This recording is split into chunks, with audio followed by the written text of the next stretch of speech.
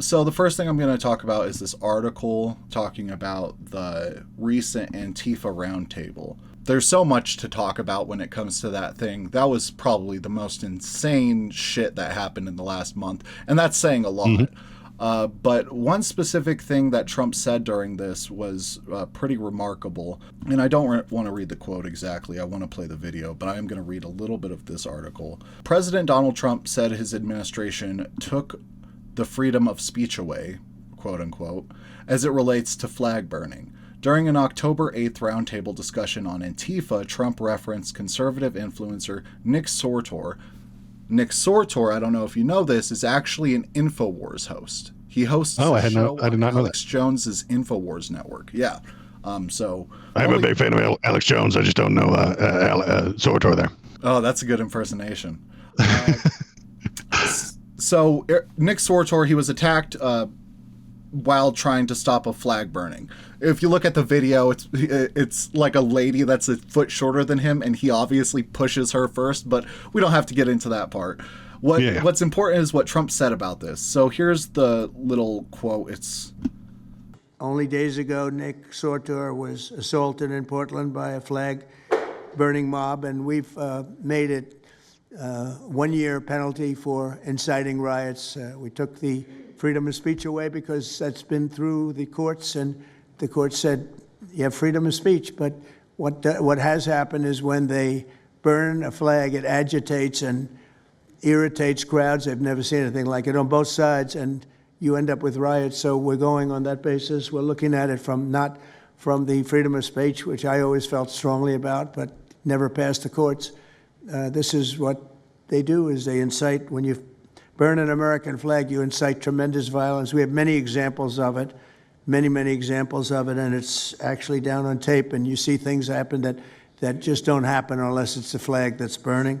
Basically what Trump says right there is that if you burn a flag, it incites violence. While that may be true, it's been pretty firmly established in American society that doing something that causes violence isn't the same as being violent. My personal opinion with this is that it seems like now that he's in power and he's disregarding all sorts of different court orders and stuff like that, he's starting to come at basic freedom of expression things that we already kind of took for granted, but we don't have any recent court stuff for. And my idea is that they might be trying to like they are with multiple different things in the Supreme Court docket right now, create a false case that they could bring to the Supreme Court, and the Supreme Court can say, this is actually illegal now.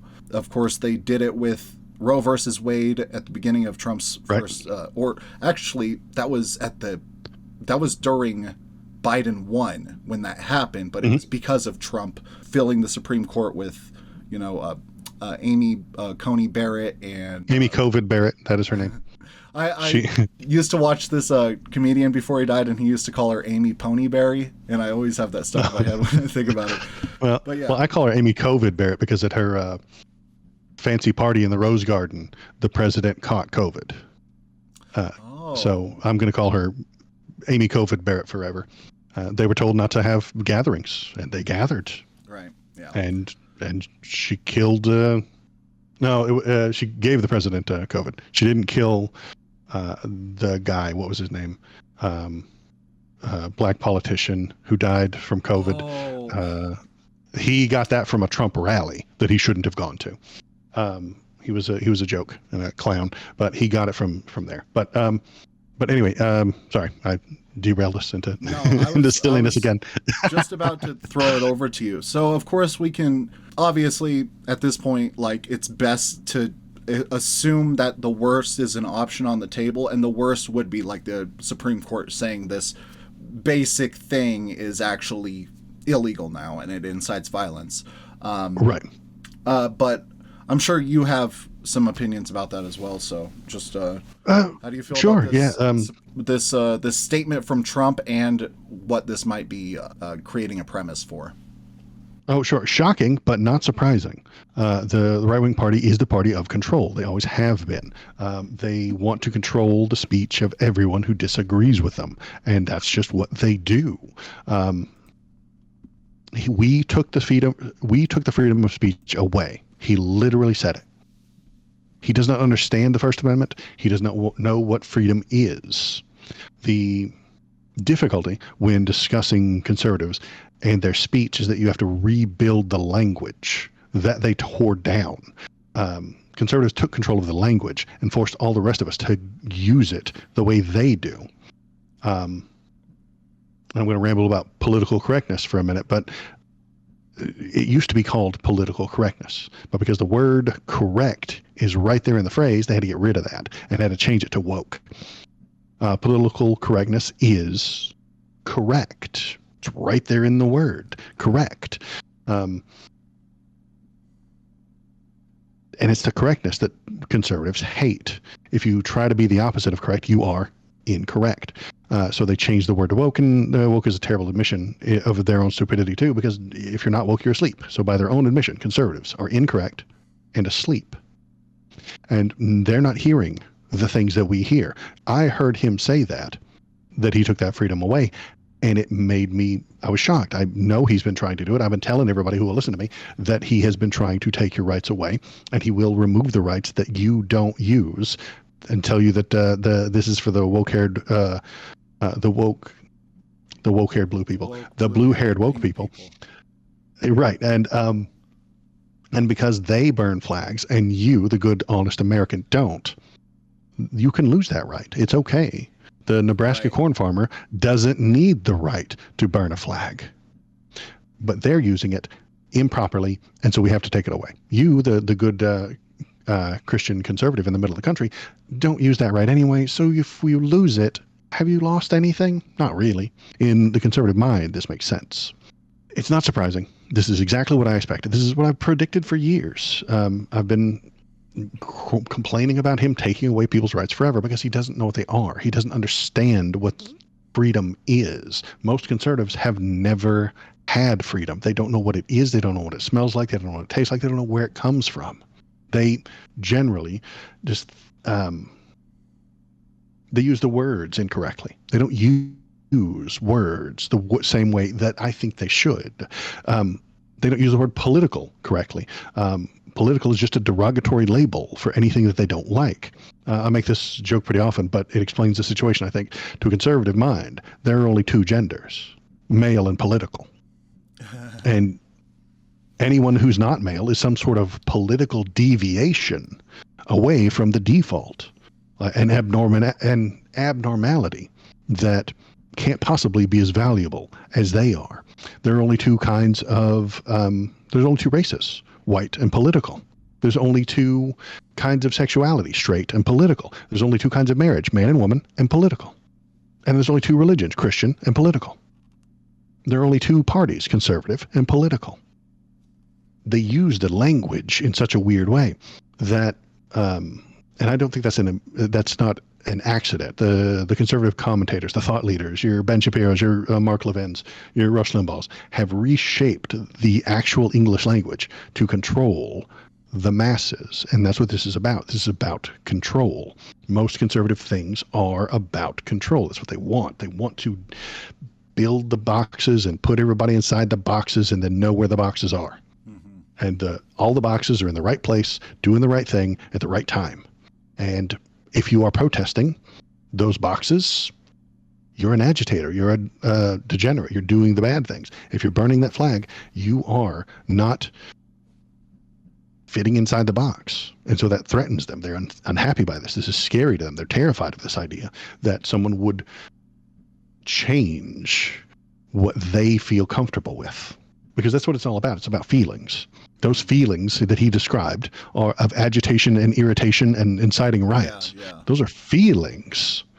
And this is the greatest lie that conservatives have ever told, is that they are focused on, this is the greatest lie that the conservatives ever told, is that they are facts before feelings. Facts don't care about your feelings is the famous quote from Ben Shapiro, and it's the biggest lie they've ever told. Everything, all politics is based on feelings, left, right, and center. Every one of them based on feelings. Yeah.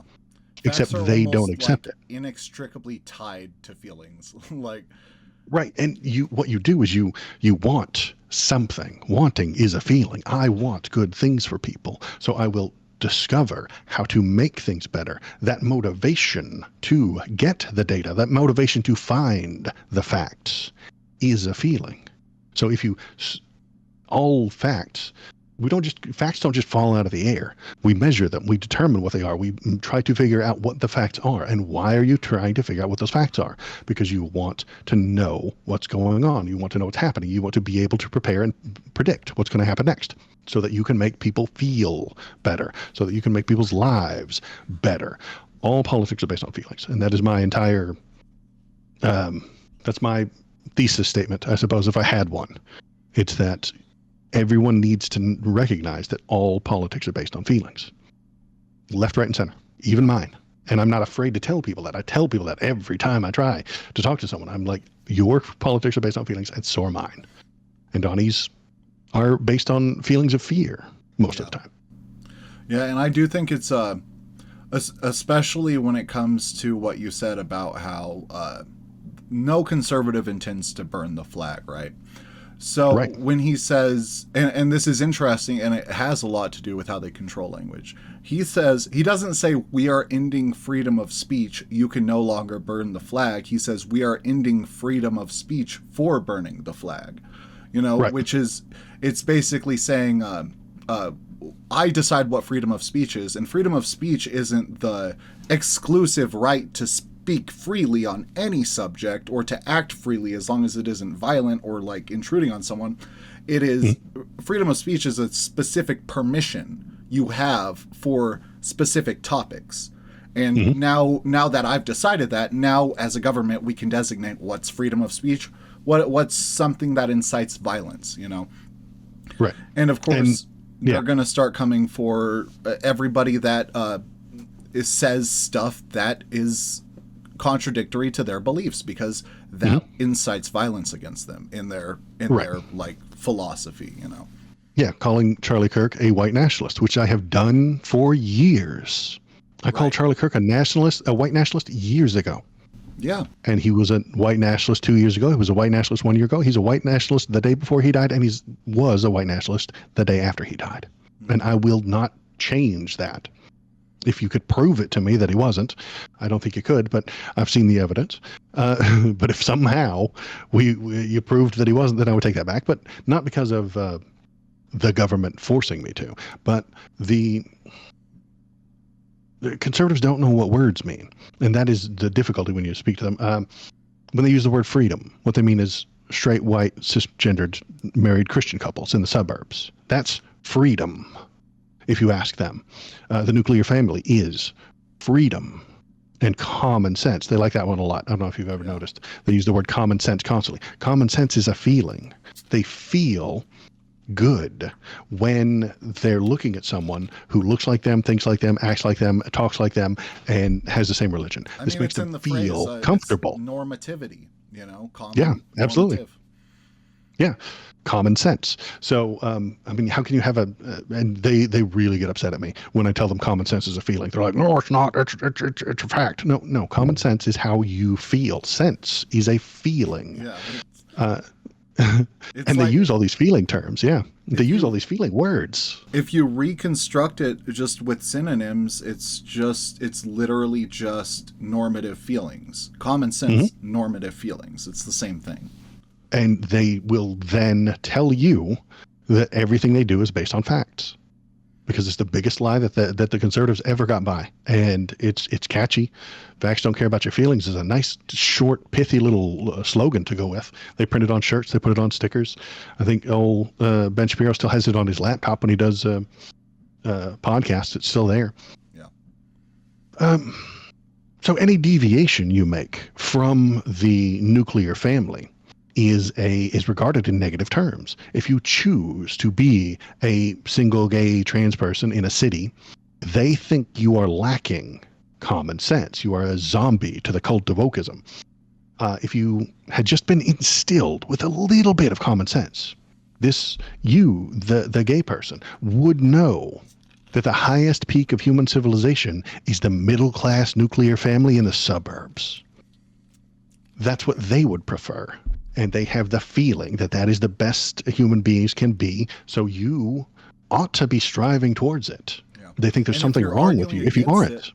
if you're arguing against it, you're trying to destroy society. You're destroying society. You're harming their preferences. And that's not what we're doing. They don't know what the word freedom means. Anyone choosing things that they don't prefer terrifies them. The conservatives are terrified of freedom. They don't know what it is, but they hate it. Yeah. This is Waldo. Waldo is a political analyst on YouTube, a fellow political analyst. And here, do your thing. Oh, hi. How you doing? Yes. My name is Waldo, and I'm here to feel the politics with you. I stream Wednesday nights and Saturday mornings. If you go to YouTube, you look up Waldo and politics, you'll find me. I have a whopping 390 YouTube subscribers. Sixfold what I got. And you're just getting started. You're doing good. I mentioned you on this morning's stream and told everybody. You earned me a couple subs. Oh, good. Because I told them to come on over. The Waldo bump of 2 people.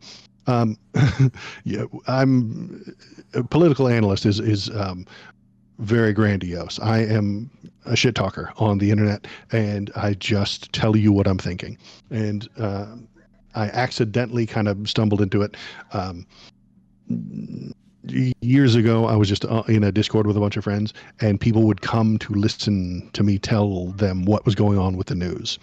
And they would say, what is this thing with Trump? Why is he saying this thing? And I would go onto the Discord, I would explain to them, I'd tell them what was going on. And then I thought, well, why am I not putting this on the online? So that's what I did. And about 3 years ago, I started a YouTube and Twitch channel. But I have one basic theorem, I guess, or maxim, I suppose you could call it, if you want to get fancy. All politics are based on feelings. All of them, left, right, and center. Mine, yours, everyone's, based on the feelings that you have. You feel something is good for the people, you find the facts to make sure it's true, and then you implement it. And I try and prove that every time I do a stream. And you stream every Saturday morning? Saturday morning at 10 and Wednesday nights at 7 PST, West Coast, Best Coast time. Awesome.